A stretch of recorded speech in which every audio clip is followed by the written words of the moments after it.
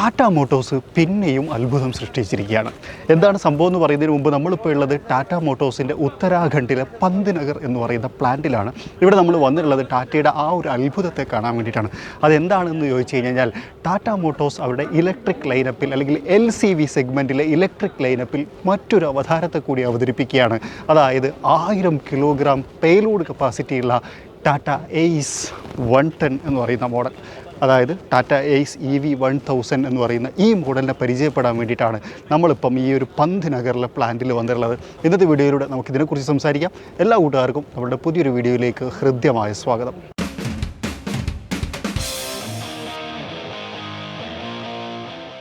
Tata ace EV നമുക്കറിയാം, എനിക്ക് തോന്നുന്നു കൊമേഴ്ഷ്യൽ സെഗ്മെൻറ്റിൽ ആദ്യത്തെ ഇലക്ട്രിക് വാഹനമായിരുന്നു. അത് പുറത്തിറക്കിയത് ടാറ്റയാണ് എന്നുള്ളതാണ്. അത് വാഹന വിപണിയിലേക്ക് വന്നിട്ട് ഒരുപാട് കാലമായി, ഒരുപാട് നല്ല ഫീഡ്ബാക്കുകൾ കിട്ടിയത് മുന്നേറിക്കൊണ്ടിരിക്കുന്നു. ബോഡി ചെയ്തും ബോഡി ചെയ്യാതെയും ഒക്കെ ആളുകൾ ആ വാഹനം ഉപയോഗിച്ചുകൊണ്ടിരിക്കുകയാണ്. ആ ഒരു ലൈനപ്പിലേക്കാണ് കുറച്ചും കൂടി പേലോഡ് കപ്പാസിറ്റി ഉള്ള ഒരു വാഹനം വരുന്നത്. കുറച്ചും കൂടി പേലോഡ് കപ്പാസിറ്റി എന്ന് പറയുന്ന സമയത്ത് ഒരു ഉപഭോക്താവിനെ സംബന്ധിച്ചിടത്തോളം കുറച്ചും കൂടി ലാഭമുള്ള വാഹനം എന്ന് വേണമെങ്കിൽ പറയാം എന്നുള്ളതാണ്. ഒരു കാര്യം പറയാം, ഇതിൻ്റെ ടെക്നിക്കൽ പരമായിട്ടുള്ള കാര്യങ്ങളിൽ വലിയ ചേഞ്ച് ഇല്ല, എയ്സുമായി ബന്ധപ്പെട്ട് തന്നെയാണ്. എന്നാൽ ഒരുപാട് ചേഞ്ചുകളുണ്ട്. അതിനെക്കുറിച്ചൊക്കെ ഡീറ്റെയിൽ ആയിട്ട് പറയാം. അപ്പോൾ ആദ്യം തന്നെ നമുക്ക് ഫ്രണ്ടിൽ നിന്ന് ആരംഭിക്കാം അല്ലേ. ഞാൻ പലപ്പോഴും പറയാറുള്ള പോലെ തന്നെ ഒരു LCV അല്ല എന്ന് തോന്നുന്ന തരത്തിലാണ് എയ്സിൻ്റെ ഡിസൈൻസും കാര്യങ്ങളൊക്കെ വന്നിട്ടുള്ളത്. എയ്സ് എന്ന് പറയുന്ന ഒരു ബാഡ്ജിങ് കാണാം. അപ്പോൾ തന്നെ ഹാലജൻ ഹെഡ് ലാമ്പ് യൂണിറ്റ് കൊടുത്തിട്ടുണ്ട്. അതിൻ്റെ മുകളിൽ ഇൻഡിക്കേറ്റർ യൂണിറ്റ്, അപ്പോൾ തന്നെ ഇവിടെ ഒരു ഡിസൈൻ പാറ്റേണും കാര്യങ്ങളൊക്കെ കൊടുത്തിട്ടുണ്ട്. അപ്പോൾ തന്നെ ഇവിടെ ഗ്രിൽ യൂണിറ്റ്, അതിനകത്ത് ടാറ്റയുടെ ലോഗോ, അതുപോലെ EV1000 എന്ന് പറയുന്ന ഒരു ബാഡ്ജിങ്, അത് പുതിയ ആ ഒരു ഇതിനെ ഹൈലൈറ്റ് ചെയ്യുന്നു. അതുപോലെ തന്നെ ഈ ഒരു കളറും നല്ല രസകരമായിട്ട് എനിക്ക് തോന്നി. നമ്മൾ പലപ്പോഴും കാറിലൊക്കെ ഒരു ഇലക്ട്രിക് കളർ എന്ന് വിശേഷിപ്പിച്ച ആ ഒരു കളർ പാറ്റേണിലാണ് ഇത് കൊണ്ടുവന്നത്. രസമുണ്ട് ഈ കളർ കാണാൻ. താഴേക്ക് വന്നു കഴിഞ്ഞാൽ എയർ ഡാം യൂണിറ്റ് പോലത്തെ ഭാഗം കാര്യങ്ങളൊക്കെ കാണും. ശരിക്കും അതൊരു ഗ്രില്ല് ആവശ്യമില്ല എന്നുള്ളത് മറ്റൊരു സത്യം. അതുപോലെ തന്നെ ഇവിടെ ഒരു സേഫ്റ്റി റിഫ്ലക്ഷൻ മെറ്റീരിയൽസും കാര്യങ്ങളും ഒക്കെ കൊടുത്തിട്ടുണ്ട് എന്നുള്ളതാണ്. ഡ്യുവൽ വൈപ്പേഴ്സ്, വലിയ വിൻസ്ക്രീൻ തുടങ്ങിയിട്ടുള്ള കാര്യങ്ങളും ഈ ഒരു ഫ്രണ്ടിൽ നോക്കുന്ന സമയത്ത് നന്നായിട്ട് കാണാൻ പറ്റുന്നു എന്നാണ്. ഫ്രണ്ട് വൈസ് എനിക്ക് തോന്നുന്നു ഈ ഒരു ബാഡ്ജിങ് വ്യത്യാസമാണ് കാര്യമായിട്ട് പറയാനുള്ളത്. ഫോഗ് ലാമ്പ് ഹൗസിംഗ് ഒക്കെ അവിടെ കൊടുത്തിട്ടുണ്ട്. ആർക്കെങ്കിലും വേണമെങ്കിൽ ഫോഗ് ലാമ്പ് പിന്നീട് സെറ്റ് ചെയ്യാം എന്നുള്ളതാണ്. ഇത് സൈഡിലേക്ക് വരുന്ന സമയത്തും ലുക്ക് വൈസ് സെയിം തന്നെയാണ്, കാര്യമായിട്ടുള്ള വ്യത്യാസങ്ങളൊന്നുമില്ല. ചെറിയ ഒരു നാരോ സൈഡ് വ്യൂ മിററിന് ഇവിടെ നമുക്ക് കാണാൻ കഴിയും. വീൽസ് 14 ഇഞ്ച് വീലുകളാണ് ക്രമീകരിച്ചുള്ളത്. അതുപോലെ തന്നെ ഇവിടെ പേലോഡ് ഏരിയ കാണാം. ഇവിടേക്ക് വരുന്ന സമയത്താണ് പ്രധാനപ്പെട്ട ചേഞ്ചസ് നമുക്ക് പറയാനുള്ളത്. 1000 കിലോഗ്രാം പേലോഡ് കപ്പാസിറ്റി ഈ എയ്സ് EV1000 എന്ന് പറയുന്ന മോഡലിനുണ്ട് എന്നുള്ളതാണ്. അങ്ങനെ നോക്കുന്ന സമയത്ത് നേരത്തെ ഉണ്ടായിരുന്ന വാഹനം 680ഓളം ആയിരുന്നു പേലോഡ്, kg പേലോഡ് കപ്പാസിറ്റിയാണ്. ഇതിപ്പം 1000 കിലോഗ്രാമിലേക്ക് കൊണ്ടുവന്നിട്ടുണ്ട് എന്നുള്ളതാണ്. That's quite interesting. അതായത് ഒരു കൊമേഴ്ഷ്യൽ വെഹിക്കിൾ എടുക്കുന്ന ആളുകൾ സ്വാഭാവികമായിട്ടും എന്തിനാണ് ഇത് എടുക്കുക? ലോഡ് കൊണ്ടുപോകാൻ അല്ലേ. ബ്രെഡ് ബിസിനസ് ഉണ്ടായിരിക്കും, വെള്ളത്തിൻ്റെ ബിസിനസ് ഉണ്ടായിരിക്കും, ലോഡുകൾ അങ്ങോട്ട് കൊണ്ടുപോകുന്നവരുണ്ടായിരിക്കും, കിടക്കയുടെ ബിസിനസ് ഉണ്ടായിരിക്കും, ഒക്കെ ചെയ്തു. അങ്ങനത്തെ ആൾക്കാർക്ക് നിലവിലുള്ള വാഹനം ഒന്ന് അപ്ഗ്രേഡ് ചെയ്ത് കഴിഞ്ഞാൽ കൂടുതൽ ലോഡ് എങ്ങനെ കയറ്റി കൊണ്ടുപോകാൻ പറ്റും എന്നുള്ളതിനെ കുറിച്ചായിരിക്കും ഏറ്റവും കൂടുതൽ ആലോചിക്കുക. ആ ഒരു ആലോചനയിൽ കറക്റ്റാണ് ഈ വാഹനം എന്നാണ് എനിക്ക് തോന്നിയത്. 1000 കിലോഗ്രാം പേലോഡ് കപ്പാസിറ്റി ഉള്ള ഒരു ഇലക്ട്രിക് കൊമേഴ്ഷ്യൽ വെഹിക്കിൾ എന്നതാണ് ഇതിൻ്റെ ഏറ്റവും വലിയ ഹൈലൈറ്റ്. മറ്റൊരു കാര്യം, ഇതിൻ്റെ ബോഡിപരമായിട്ടുള്ള കാര്യമായിട്ടുള്ള ചേഞ്ച് വന്നതെന്ന് പറഞ്ഞാൽ ഒന്നാമത്തെ ചേഞ്ച് ഇത് കുറച്ചും കൂടി സ്ട്രെങ്തൻ ചെയ്തിട്ടുണ്ട് എന്നുള്ളതായിരിക്കും. കാരണം വെച്ച് കഴിഞ്ഞാൽ കൂടുതൽ വെയിറ്റ് കൊള്ളിക്കാൻ വേണ്ടിയിട്ട് കുറച്ചും കൂടി റഗഡ് ആക്കേണ്ടി വരും, റോബസ്റ്റ്നെസ് കൊണ്ടുവരേണ്ടി വരും, അങ്ങനത്തെ കുറേ ചേഞ്ചസ്. പിന്നെ അതുപോലെ തന്നെ ഇവർ പ്രധാനമായിട്ടും വരുത്തിയിട്ടുള്ള 2-3 ചേഞ്ചസ് എന്ന് പറഞ്ഞാൽ ഒന്ന് സസ്പെൻഷൻ്റെ ട്യൂണിങ്ങിൽ വരുത്തിയിട്ടുള്ള വ്യത്യാസം, സ്റ്റിയറിംഗ് വീലിൻ്റെ വ്യത്യാസം തുടങ്ങിയിട്ടുള്ള കാര്യങ്ങളാണ്. ബോഡി കുറച്ചും കൂടി സ്ട്രെങ്തൻ ചെയ്തിട്ടുണ്ട് എന്നുള്ളത് മറ്റൊരു ചേഞ്ചാണ് എന്നുള്ളതാണ്. അതുപോലെ തന്നെ താഴേക്ക് വന്നു കഴിഞ്ഞാൽ ചേസസും കാര്യങ്ങളൊക്കെ ആ സെയിം കളർ പാറ്റേണിലേക്ക് കൊണ്ടുവന്നിട്ടുണ്ട്. സസ്പെൻഷൻ്റെ കാര്യം പറയുകയാണെങ്കിൽ ലീഫ് സസ്പെൻഷൻ തന്നെയാണ് വരുന്നത്. ഫ്രണ്ടിലേക്ക് 2 ലീഫും ബാക്കിലേക്ക് വരുന്ന സമയത്ത് 3 ലീഫുമാണ് നമുക്ക് കാണുന്നത്. അങ്ങനെയാണ് ക്രമീകരിച്ചിട്ടുള്ളത്. പിന്നെ ഈ ഒരു ഗ്യാപ്പ്, ഇത് നമ്മൾ പലപ്പോഴും പറഞ്ഞിട്ടുള്ളതാണ്, ഒരു സേഫ്റ്റി ഗ്യാപ്പ് എന്നതിന് വിശേഷിപ്പിക്കാം. അതായത് ഈ വാഹനമായിട്ട് നമ്മളൊരു കർവൊക്കെ എടുക്കുന്ന സമയത്ത് ലോഡ് കാരണം എന്തെങ്കിലും ഒരു ബുദ്ധിമുട്ട് ഈ വാഹനത്തിന് വരികയും വാഹനം ചെരിയാൻ പോവുകയും ചെയ്ത് കഴിഞ്ഞാൽ ഈ ഭാഗം മാത്രം ചെരിയുകയും ലോഡ് താഴേക്ക് വീഴുകയും ഡ്രൈവർ ക്യാബിൻ സേഫ് ആവുകയും ചെയ്യുന്ന ഒരു ടെക്നോളജിക്ക് വേണ്ടിയിട്ടാണ് ഈ ഒരു ഭാഗം കൊടുത്തുള്ളത്. മുമ്പ് ഞാൻ അതിൻ്റെ ഒരു വീഡിയോ ഒക്കെ കാണിച്ചിട്ടുണ്ടായിരുന്നു എന്നുള്ളതാണ്. ബാക്കിലേക്ക് വന്നു കഴിഞ്ഞാൽ ഒരു ഗ്ലാസ് ഏരിയോട് കൂടി ഒരു പ്ലെയിൻ ഭാഗമാണ് കൊടുത്തേക്കണേ. മറ്റൊരു കാര്യം എന്താണെന്ന് വെച്ച് കഴിഞ്ഞാൽ രസകരമായിട്ട് തോന്നിയൊരു കാര്യം, ഇവിടെ നോക്കിയാൽ ഒരു ഡിസൈൻ ഇവിടെ ഇത് ശരിക്കും 3 റെക്ടാങ്കിൾസ് ആണ്. പക്ഷേ ഇതിന് ഞാൻ പെട്ടെന്ന് കണ്ടപ്പോൾ വിചാരിച്ചേ EV1000ൻ്റെ ബാഡ്ജിങ് ആണോ എന്ന് എനിക്കൊരു സംശയം തോന്നിപ്പോയി. ആ തരത്തിലാണ് ക്രമീകരിച്ചത്. ഇനി പേലോഡ് ഓപ്പൺ ആക്കുന്ന ഏരിയ, ഇതിൽ ചെറിയൊരു ഇമ്പ്രൂവ്മെൻറ്റ് വന്നിട്ടുണ്ടോ എന്ന് എനിക്ക് സംശയം കേട്ടോ. ഇത് കുറച്ചും കൂടി അല്ലേ സ്മൂത്ത് ആക്കാൻ ശ്രമിച്ചിട്ടുണ്ട് തോന്നിപ്പോയി. ഇത് നമുക്ക് ബോഡി ചെയ്യാം, അതുപോലെ തന്നെ പല രീതിയിൽ നമുക്ക് ചേഞ്ച് ചെയ്യാനും ഇതിനൊക്കെ പറ്റുന്ന തരത്തിലാണ് ഇത് ക്രമീകരിക്കുന്നത്. അതെല്ലാവർക്കും അറിയാം. അവരുടെ പർപ്പസ് അനുസരിച്ച് ഇതിനകത്ത് കൂടൊക്കെ കെട്ടി ഉപയോഗിക്കാറുണ്ടെന്നാണ്. റിഫ്ലക്ഷൻ കാര്യങ്ങൾ, ടാറ്റയുടെ ഒരു എംബ്ലം, അതായത് monogram, stop lamp, spare wheel ഇവിടെ താഴെ കൊടുത്തിട്ടുണ്ട്. എല്ലാം ഈ ഒരു കളർ തീമിൽ തന്നെ കൊടുത്തിട്ടുണ്ട്. Reverse lamp, sensor, parking sensor ഒക്കെ ബാക്കിൽ കാണാൻ കഴിയും. ഇനി ഇതിൻ്റെ ടെക്നിക്കലായിട്ടുള്ള വശങ്ങളെക്കുറിച്ച് പറയുകയാണെങ്കിൽ നേരത്തെ ഉണ്ടായിരുന്ന 21.3 kWh ബാറ്ററിയാണ് ഇതിനകത്തുള്ളത്. അത് 23 kWh പവർ ഉൽപ്പാദിപ്പിക്കുന്നുണ്ട്, 130 Nm ടോർക്കും ഉൽപ്പാദിപ്പിക്കുന്നുണ്ട്. അതിൽ കാര്യമായിട്ടുള്ള ചേഞ്ചസ് വരുത്തിയിട്ടില്ല. എന്നാൽ സോഫ്റ്റ്വെയർ പരമായിട്ട്, അതായത് ഇതിനകത്തുള്ള ഇൻഫ്രാസ്ട്രക്ചർ പരമായിട്ടൊക്കെ കുറച്ച് ചേഞ്ചുകൾ വരുത്തിയിട്ടുണ്ട്. ആ ചേഞ്ചുകളാണ് ഇതിൽ പ്രധാനപ്പെട്ട മറ്റൊരു മാറ്റം. നേരത്തെ ഉണ്ടായിരുന്നത് 154 സംതിങ് കിലോമീറ്റർ റേഞ്ചാണ് ഇതിനുണ്ടായിരുന്നെങ്കിൽ ഈ വാഹനം 161 കിലോമീറ്റർ ദൂരം ഒറ്റ ചാർജിൽ സഞ്ചരിക്കും എന്നുള്ളതാണ്. ചാർജ് ചെയ്തെടുക്കാൻ ഏകദേശം 5 മുതൽ 7 വരെ മണിക്കൂർ സമയമാണ് നമുക്ക് എടുക്കുക. വീട്ടിൽ തന്നെ ചാർജ് ചെയ്യാൻ പറ്റും. 16 ആംപിയർ ചാർജറൊക്കെ ഉണ്ടെങ്കിൽ വീട്ടിൽ തന്നെ നമുക്കിത് ചാർജ് ചെയ്തെടുക്കാൻ പറ്റും എന്നുള്ള മറ്റൊരു വലിയ പ്രത്യേകത കൂടിയുണ്ട്.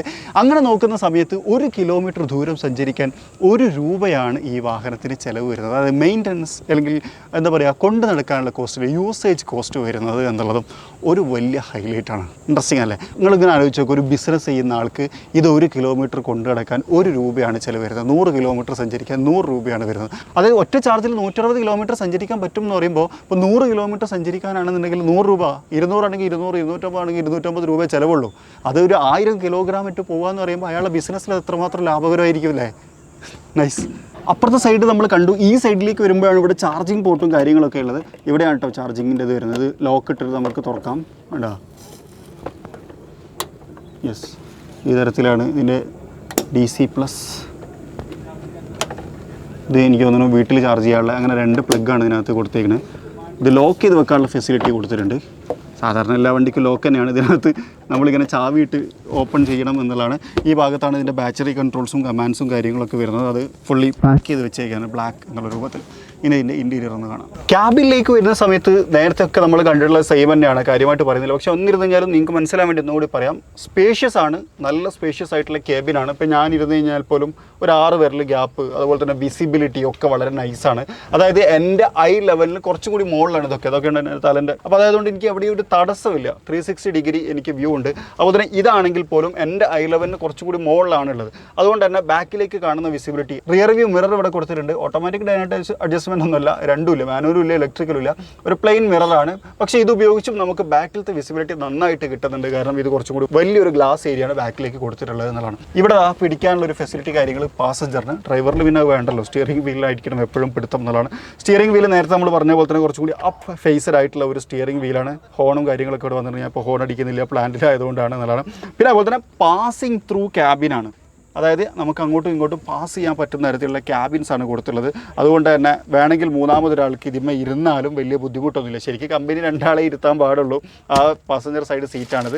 ലെതർ സീറ്റുകളാണ് വരുന്നത്. കുറച്ചും കൂടി കംഫർട്ടബിളാണ് ലോങ് യാത്രക്കൊക്കെ വരുന്ന സമയത്ത്. അതുപോലെ തന്നെ നമുക്ക് നല്ല സ്ട്രെച്ച് ചെയ്ത് ഇരിക്കാനും പറ്റും എന്നുള്ളതാണ്. ഡ്രൈവ് ചെയ്യുന്ന സമയത്ത് ഈ ഒരു പൊസിഷൻ കീപ്പ് ചെയ്തിട്ട് നമുക്ക് കുറച്ചധികം ദൂരം പോകുന്നതിന് വലിയ ബുദ്ധിമുട്ടുകളൊന്നുമില്ല.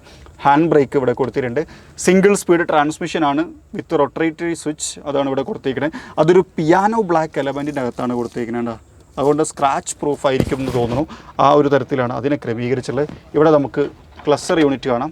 ഓൺ ചെയ്ത് കഴിഞ്ഞാൽ അതിനകത്ത് സ്പീഡോമീറ്റർ, ഇതൊക്കെ നേരത്തെ നമ്മൾ കണ്ട അതേ സെയിം തന്നെ, വ്യത്യാസമൊന്നുമില്ല. 48.3 കിലോമീറ്റർ ഇപ്പം സഞ്ചരിച്ചിരിക്കുന്നു ട്രിപ്പ് എയിൽ. ബാറ്ററീൻ്റെ പെർസെൻറ്റേജ് അവിടെ കാണിക്കുന്നുണ്ട്. ഇനി 92 കിലോമീറ്റർ സഞ്ചരിക്കാം എന്നാണ് അവർ പറയുന്നത്. ലാസ്റ്റ് ഓടിയതിൻ്റെ ഇതനുസരിച്ചാട്ടോ, അത് അങ്ങോട്ടും ഇങ്ങോട്ടും മാറിക്കൊണ്ടിരിക്കും. ഓക്കെ, ഇതൊരു ഡിജിറ്റൽ ക്ലസ്റ്റർ പോലെയാണ് ക്രമീകരിച്ചുള്ളത്. AC ഇല്ല ഈ വാഹനത്തിനകത്ത്.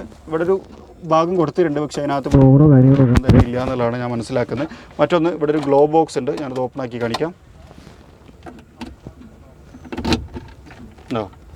അത്യാവശ്യം സ്റ്റോറേജ് കേപ്പബിൾ ആയിട്ടുള്ള ഒരു ഇത്, അത് സേഫാണ്.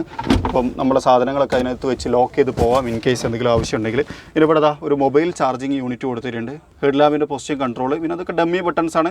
ഇവിടെ ഒരു മ്യൂസിക് സിസ്റ്റം വെക്കാനുള്ളൊരു സ്പേസും കൊടുത്തിട്ടുണ്ട്. അപ്പോൾ ഈ ഡമ്മി ബട്ടൺ വേണമെങ്കിൽ അതിനിട്ട് കൺട്രോൾ ചെയ്യാൻ പറ്റുന്ന തരത്തിലാണ് അത് ക്രമീകരിച്ചുള്ളത്. ഇനി ഇതിനകത്ത് കുറച്ചും കൂടി സാധനങ്ങളുണ്ട്. അതായത് നമുക്ക് ട്രിപ്പ് അനലൈസ് ചെയ്യാം, നാവിഗേഷൻ, അങ്ങനെ തുടങ്ങിയിട്ടുള്ള ഒരു ഡ്രൈവർ മോണിറ്ററിംഗ് സിസ്റ്റം പോലത്തെ ഫെസിലിറ്റി ഒക്കെ ഉണ്ട്. അത് വേണമെങ്കിലും ഇതിൻ്റെ കൂടെ ഉപയോഗിക്കാം എന്നുള്ളതാണ് മറ്റൊരു കാര്യം. അപ്പോൾ ഇതാണ് ടാറ്റ മോട്ടോഴ്സിൻ്റെ ACE 1000 എന്ന് പറയുന്ന മോഡൽ, അല്ലെങ്കിൽ ACE EV1000. ഒരു ഇലക്ട്രിക് വാഹനമാണ്. കുറച്ചുകൂടി എന്താ പറയുക, റഗഡായിട്ടുള്ള ഒരു പ്ലാറ്റ്ഫോമിനകത്ത് ബിൽഡ് ചെയ്തേക്കാണ്.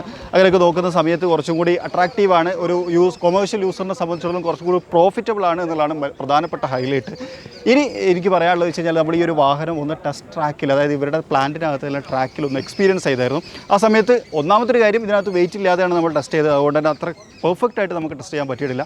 ശരിക്കും നമ്മൾ നാട്ടിൽ ഇത് എത്തിക്കഴിഞ്ഞതിന് ശേഷം അത് വിത്ത് ലോഡ് നമുക്കൊന്ന് ടെസ്റ്റ് ചെയ്യണം എന്നൊരു ആഗ്രഹമുണ്ട്. പ്രത്യേകിച്ച് ഇത്രയും പേലോഡ് വരുന്ന സമയത്ത് എങ്ങനെ ഉണ്ടായിരിക്കും എന്നറിയണം എന്ന് എനിക്കൊരു ആഗ്രഹമുണ്ട്. പക്ഷേ ഇതിനകത്ത് യാത്ര ചെയ്ത സ്ഥലത്ത് എനിക്ക് പറയാമെന്ന് വെച്ച് കഴിഞ്ഞാൽ ഒന്ന് ഭയങ്കര സൈലൻസ് ആയിട്ടുള്ള ക്യാബിനാണ്.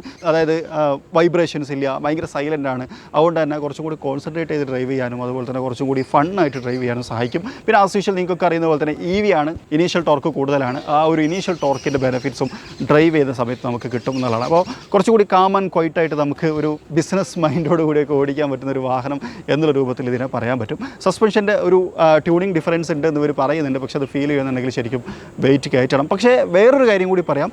നമ്മൾ പറഞ്ഞു ലീഫ് സസ്പെൻഷൻ ആയതുകൊണ്ട് വൈബ്രേഷൻ ഉണ്ടായിരിക്കും എന്നുള്ളത്. പക്ഷേ ട്രാക്കിൽ ഡ്രൈവ് ചെയ്ത സമയത്ത് എനിക്ക് മനസ്സിലായിട്ടുള്ള ഒരു കാര്യം, അങ്ങനെ കാര്യമായിട്ടുള്ള വൈബ്രേഷൻ ഇല്ല. അതായത് സാധാരണഗതിയിൽ ഒരു IC എഞ്ചിൻ്റെ വൈബ്രേഷൻ ഇല്ലാത്തതുകൊണ്ട് തന്നെ വൈബ്രേഷൻ കുറവാണ് എന്നുള്ളതാണ്. അതായത് തീരെ വൈബ്രേഷൻ ഇല്ലാത്ത ഒരു വാഹനമായിട്ട് ഇത് മാറിയിട്ടുണ്ട്. ലീഫ് സ്പ്രിംഗ് ആണെങ്കിൽ പോലും നമ്മൾ വിചാരിക്കും വേറെ ഏതെങ്കിലും വലിയൊരു സസ്പെൻഷൻ ഉപയോഗിച്ച പോലെയാണ് എന്നുള്ളത്. ആ തരത്തിലാണ് ഇതിൻ്റെ സസ്പെൻഷൻ്റെ ഫീൽ ഉള്ളത്.